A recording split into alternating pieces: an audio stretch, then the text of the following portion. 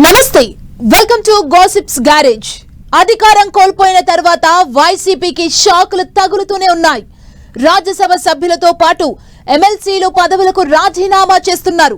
రాజ్యసభ సభ్యులు 4 రాజీనామా చేయగా మర్రి రాజశేఖర్ తో కలిపి వైసీపీకి బై బై చెప్పిన ఎమ్మెల్సీల సంఖ్య ఇప్పుడు 5కు చేరింది. అసలు ఎందుకు ఇలా క్యూ కడుతున్నారు? జగన్ కు అత్యంత సన్నిహితుడిగా పేరున్న మర్రి రాజశేఖర్ ఎందుకు ఈ నిర్ణయం తీసుకున్నారు? ఈ వలసలు ఇక్కడితో ఆగేనా, లేదంటే మరిన్ని సంచలనాలు ఖాయమా? జగన్ కు ఝలకిస్తున్న ఎమ్మెల్సీలు. వైసీపీ నుంచి 5వ ఎమ్మెల్సీ అవుట్. ఎమ్మెల్సీ పదవికి మర్రి రాజశేఖర్ రాజీనామా. వైసీపీ సభ్యత్వానికి కూడా రాజీనామా. ఎమ్మెల్సీలు ఎందుకిలా, ఇక్కడితో ఆగేనా? ఏపీ రాజకీయాల్లో కీలక పరిణామాలు చోటు చేసుకుంటున్నాయి. కూటమి అధికారంలోకొచ్చిన తరువాత వైసీపీ ముఖ్య నేతలు వరుస పెట్టి పార్టీని వీడుతున్నారు. అసెంబ్లీలో 11 సీట్లకే పరిమితమైన వైసీపీకి మండలిలో మెజారిటీ ఉంది. అయితే అలాంటిదిప్పుడు ఎమ్మెల్సీలు కూడా ఫ్యాన్ పార్టీకి హ్యాండ్ ఇస్తున్నారు.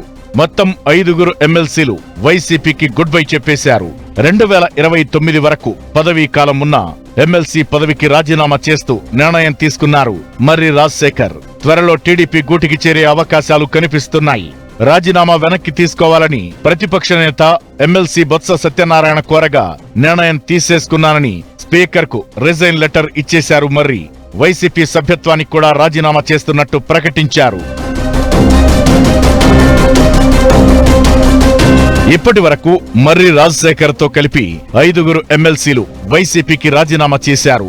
పోతుల సునీత, బల్లి కళ్యాణ చక్రవర్తి, కర్రి పద్మశ్రీ, జయమంగళ వెంకటరమణ ఇప్పటికే రాజీనామా చేశారు.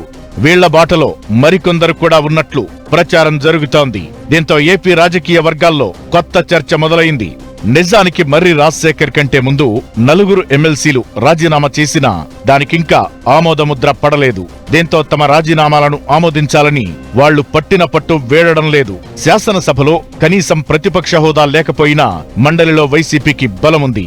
దీంతో బిల్లుల ఆమోదానికి ఇప్పటి వరకు ఇబ్బంది లేదు. అయితే ఇప్పుడు వరుసగా ఎమ్మెల్సీలు రాజీనామా చేస్తుండడం ఫ్యాన్ పార్టీ పెద్దలను టెన్షన్ పెడుతోంది. నిజానికి చిలకలూరిపేట ఇన్ఛార్జిగా విడదల రజనిని నియమించినప్పటి నుంచి మర్రి రాజశేఖర్ తీవ్ర అసంతృప్తితో ఉన్నారు.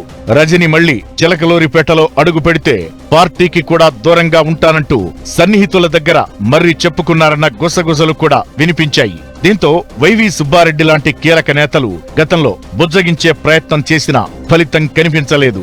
రాజీనామా చేసే ముందు కూడా మర్రి రాజశేఖర్ కు వైసీపీ పెద్దలు నచ్చజెప్పే ప్రయత్నం చేశారు. అయినా సరే పార్టీకి పదవికి బై బై చెబుతూ మర్రి నిర్ణయం తీసుకున్నారు. వైసీపీ ఆవిర్భావం నుంచి పార్టీలో ఉన్న మర్రి రాజశేఖర్ జగన్ కు అత్యంత సన్నిహితులు.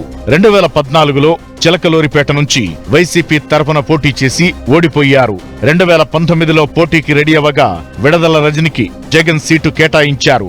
అయితే ఎమ్మెల్సీని చేసి మంత్రిగా అవకాశమిస్తానని జగన్ ప్రకటించారు. అయితే అది నెరవేరలేదు. 2023లో ఎమ్మెల్యే కోటాలో ఎమ్మెల్సీగా అవకాశం దక్కింది. మంత్రి పదవి మాత్రం రాలేదు.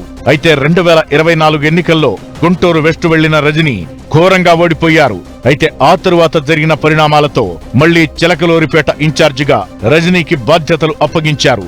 దీంతో మర్రి రాజశేఖర్ తీవ్ర అసంతృప్తికి లోనయ్యారు. దీంతో పార్టీని వీడాలని మద్దతుదారుల నుంచి కూడా ఒత్తిడి పెరగడంతో ఇప్పుడు మర్రి ఈ నిర్ణయం తీసుకున్నట్టు కనిపిస్తున్నారు.